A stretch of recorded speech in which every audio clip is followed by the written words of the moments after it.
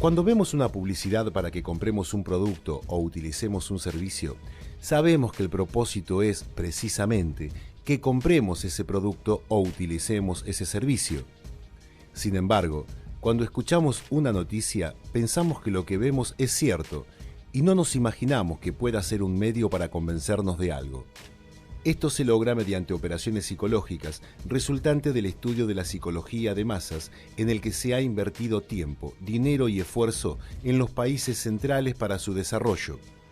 Aunque parezca novedoso, las operaciones psicológicas tienen una larga historia, pero hoy nos vamos a remitir a las formas modernas de campaña, donde podemos encontrar sus bases en la tarea de tres hombres clave: Ivy Lee, Walter Lippmann y Edward Bernays. La propaganda es la forma en la que la élite se comunica con el público, dice Jon Stewart en Cyborg, un documental que cuenta con la participación de intelectuales como Noam Chomsky, Howard Zinn y Michel Parenti, que documenta la historia de la propaganda en Estados Unidos y su aplicación tanto política, militar y de consumo. Cuando la Standard Oil de John Rockefeller sufre una crisis de lo que hoy denominaríamos su imagen pública por una serie de represiones que realizaba una Guardia Nacional mantenida y dirigida por este megamillonario, y luego de reprimir una protesta obrera con un saldo de 19 muertos, la compañía determina que hay que cambiar la imagen pública que estaba aumentando la resistencia popular. Para ello, Ivy Lee fue contratado para que con su nueva propuesta lo consiguiera. Lee, además de recomendarle que realizara donaciones públicas a Rockefeller, filtra a la prensa que le aconsejaba a la compañía lo siguiente: di la verdad, porque tarde o temprano el público se dará cuenta de ella de todas formas. Y si al público no le gusta lo que estás haciendo, cambia tus políticas y alíñalas con lo que el público quiere. Por supuesto, la estrategia era convertir este rumor en algo creíble, y la forma en que se difundía la noticia creaba una falsa sensación de las intenciones de la Standard Oil. El éxito fue la recompensa. Tal vez no de la manera completa que se hubiera querido, pero marcó un mojón del que de ahí en más sería un avance de las operaciones de este tipo.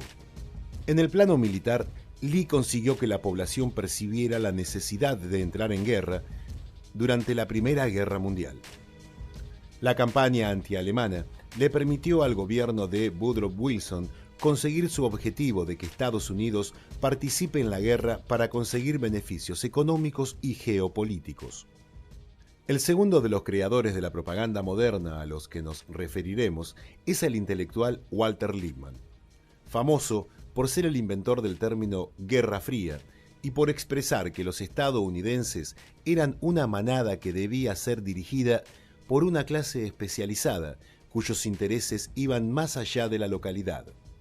Esa clase especializada son los tecnócratas, que deberían hacerse cargo de las administraciones más allá de las elecciones y los políticos de turno. Su trabajo fue tan exitoso que hoy en día esos especialistas son los burócratas que dirigen la economía, la educación, la salud o lo que se nos ocurra desde organismos internacionales y en puestos claves en las administraciones locales, logrando que nos parezca natural que así sea.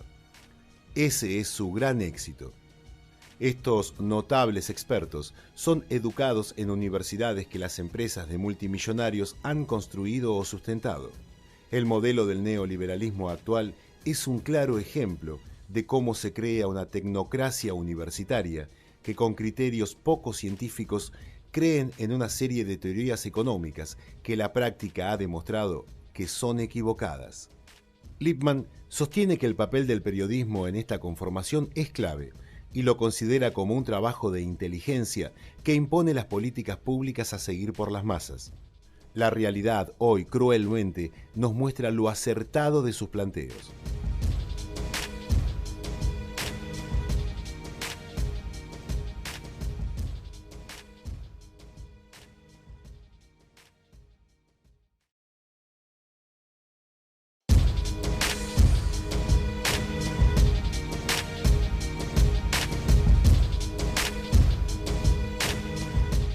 El último de esta trilogía es Edward Bernays, seguramente el más conocido de los tres, sobrino de Sigmund Freud. La revista Time lo contó entre las 100 personas más influyentes del siglo XX. Bernays, un estudioso de la mente, es quien estableció la relación entre el deseo inconsciente y la publicidad. Si entendemos el mecanismo y los motivos de la mente grupal, entonces ¿no es posible controlar y regimentar a las masas según nuestra propia voluntad sin que ellos lo sepan? La reciente práctica de la propaganda ha probado que es posible, decía Bernays con absoluta razón. Seguramente su primer éxito fue lo que le abrió las puertas. En una sociedad donde estaba mal visto que las mujeres fumen, era una traba para el crecimiento de la venta de cigarrillos.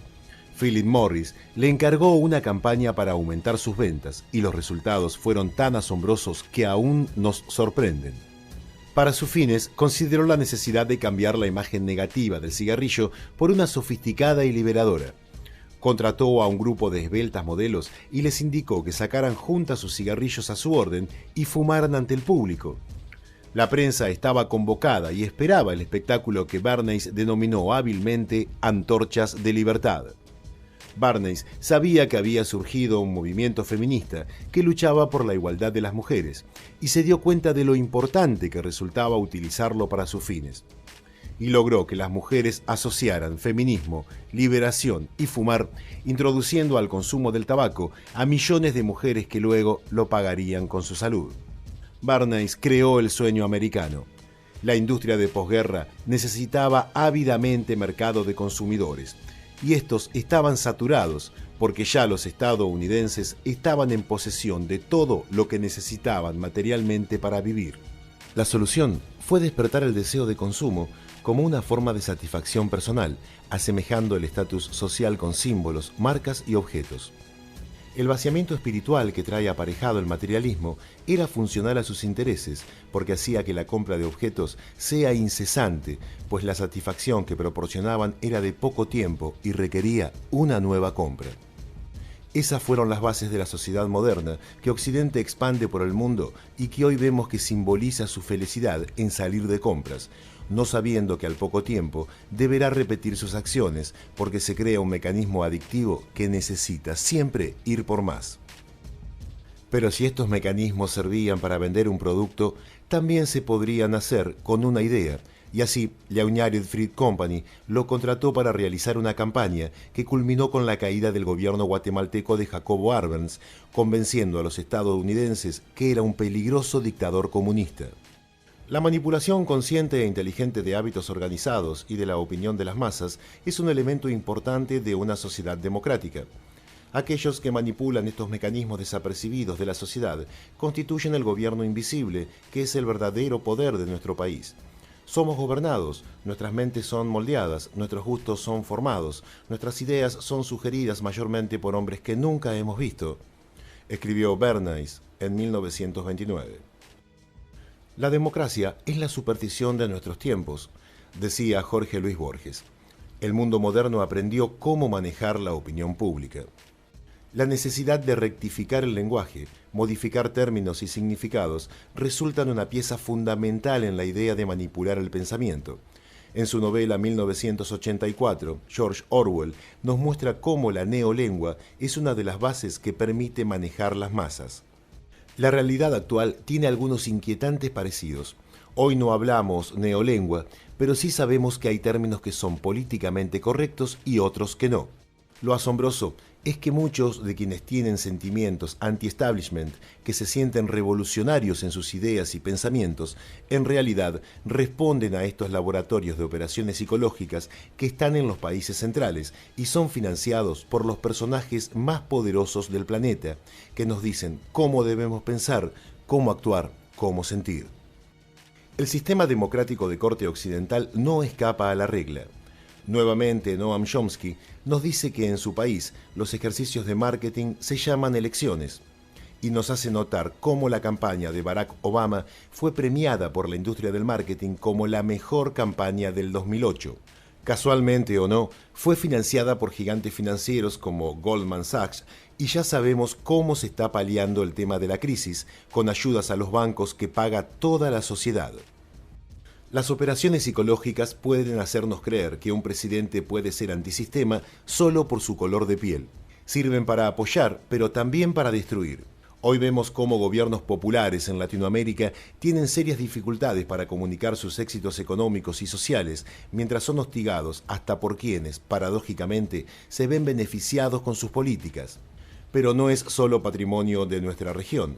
Actualmente se generan primaveras que son aplaudidas por millones y terminan en desastres calculados. Antiguas superpotencias como Rusia retoman su papel de peligro para las sociedades occidentales, o una China que durante sus más de 5.000 años de historia nunca fue expansiva, hoy se presenta con ambiciones de dominar el mundo. Si nos preguntamos por qué el mundo está como está, las respuestas son muchas, pero hay una, las operaciones psicológicas, que debemos incorporar.